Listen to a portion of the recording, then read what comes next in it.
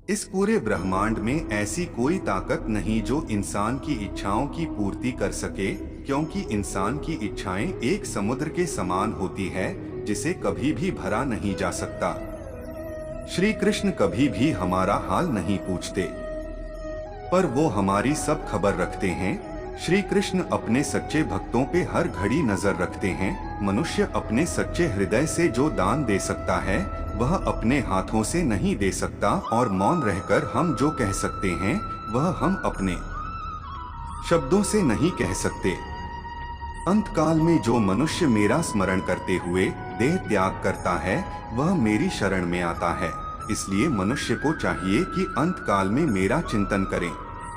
मनुष्य जन्म लेता है तो उसके पास सांसें तो होती हैं, पर कोई नाम नहीं होता। जब मृत्यु होती है तो उसके पास नाम तो होता है, पर सांसें नहीं होती। इसी सांस और नाम के बीच की यात्रा को जीवन कहते हैं। न किसी के अभाव में जियो, न किसी के प्रभाव में जियो। यह जिंदगी है आपकी अपने स्वभाव में जियो। इंसान चाहे जितना भी खुद को व्यस्त रख ले, जिससे वो प्रेम करता है उसकी यादों से नहीं बच सकता। मन की गतिविधियों, होश, श्वास और भावनाओं के माध्यम से भगवान की शक्ति सदा तुम्हारे साथ है और तुम्हें बस लगातार एक साधन की तरह प्रयोग कर सके सभी कार्य कर रही है। तुम्हारा मोहग्रस्त होकर अपने कर्तव्य पथ से हट जाना मूर्खता है, क्योंकि इससे ना तो तुम्हें स्वर्ग की प्राप्ति होगी और ना ही तुम्हारी कीर्ति बढ़ेगी। जीवन ना कल में है ना आज में है, जीवन इस पल में है। इस पल का अनुभव ही जीवन है। हम दुनिया से कभी शांति नहीं पा सकते जब तक हम खुद अंदर से शांत ना हो। मनुष्य की इच्छाएं अनंत है। यदि इच्छाएं पूरी नहीं होती तो क्रोध बढ़ता है, और इच्छा पूरी होती है तो लोभ बढ़ता है।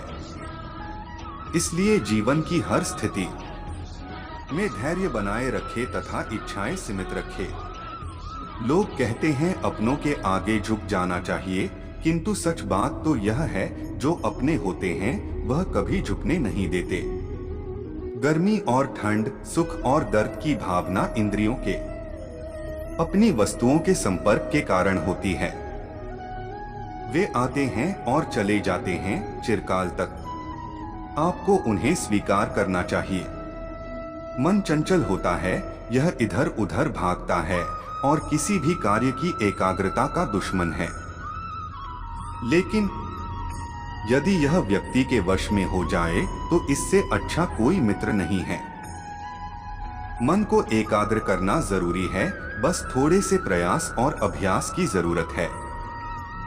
भावार्थ, हम सभी मनुष्य किसी न किसी अन्य मनुष्य से बंधे होते हैं, या कहो किसी दूसरे इंसान पर निर्भर रहते हैं, और इसी निर्भरता से हमारे मन में उम्मीद और आशाएं बानी रहती हैं कि हमारा कोई मदद कर दे गए। जीवन में समय चाहे जैसा भी हो, परिवार के साथ रहो। सुख हो तो बढ़ जाता है और दुख हो तो बट जाता है। जो कुछ हुआ अच्छे के लिए हुआ, जो हो रहा है अच्छे के लिए हो रहा है, जो होगा वह भी अच्छे के लिए ही होगा।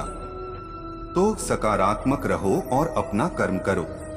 राधा ने श्री कृष्णा से पूछा, प्यार का असली मतलब क्या होता है? श्री कृष्णा ने हंसकर कहा, जहाँ मतलब होता है वहाँ प्यार ही कहाँ होता है। भरोसा अगर खुद पर रखो तो ताकत बन जाती है, और दूसरों पर रखो तो कमजोरी बन जाती है। आप कब सही थे इसे कोई याद नहीं रखता है, लेकिन तुम कब गलत थे इसे सब लोग याद रखते हैं। जैसे ही आप हार मानने की सोचे उस कारण को याद कर ले जिसकी वजह से आप अभी तक डटे हुए थे।